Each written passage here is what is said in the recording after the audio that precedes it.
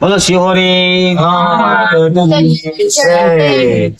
યા દેવી સર્વભૂતેષુ મારી શક્તિ રૂપેણ સંસ્થિતા નમસ્તસ્યે નમસ્તસ્યે નમો નમઃ.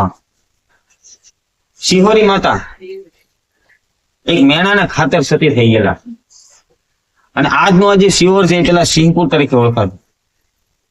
ઈસવીસન 994 સમયમાં હા આ સિંહપુરની માલિપા બે હાથના બ્રાહ્મણો રહેતા, રાણી અને રાણા. ઘટના એવી બને છે, શિહોરી માતા એક દેવી સ્વરૂપ હતા અને માતાજીનું સપન થયેલું રાણા હતા. મંદિરની સામે તમે જોઈ શકો હાથ શેરીનો ચોરો હોય, કેમ આપણે ગામડામાં ચોરા હોય, આમ બધા બેઠા હોય ગઢા બુઢા ને બધી સોરાશી કરતા, એમ ચોરો છે નીચે છે ડુંગર ઉપર છે. એમાં બતાવું,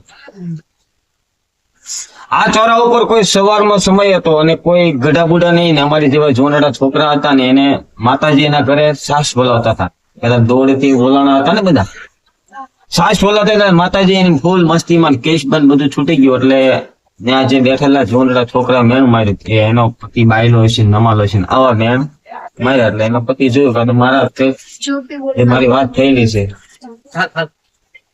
આ મેણા મારતા હું તમને કહું, આ મેણા મારતા તો એ નીચે આવે છે ને કટાર લે છે, નાકને ચોટલો માતાજીનું અપમાન કરે છે.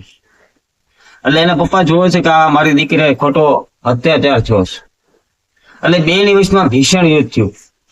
એ બ્રાહ્મણે જણાવ્યું ત્યારે ને એટલે હવામાન જોને ઉતરી ગયા, એટલા બ્રાહ્મણો કપાઈ ગયા ધીંગાણામાં. ધીંગાણે છું એટલે માતાજી ડુંગર ઉપર દોટ કાઢે છે, સૂર્યનારાયણ પ્રાર્થના કરે છે, મેં મારા પતિ સિવાય કોઈ પર પુરુષનો પણ વિચાર ન કર્યો છે, ધરતી માતા મને માર્ગ આપે અને 18 વરણ મને પૂછશે. આટલું બોલતા ધરતી માતા માર્ગ આપે, માતાજી અંદર એ પથ્થરની શિલા બની ગઈ. અચ્છા. પછી બ્રાહ્મણો બધા એકાબીજી રાજાની સહાય લેવા માંડ્યા અને પછી બધા વિખાઈ ગયા અને માતાજી અહીં સતી થઈ ગઈ. અહીંયા જ ધરતીમાં મેન સ્થાન. અને શિહોરી માતા અત્યારે હાલમાં અનેક પડતા આપે છે, દુખિયાના દુઃખ ભાંગે છે.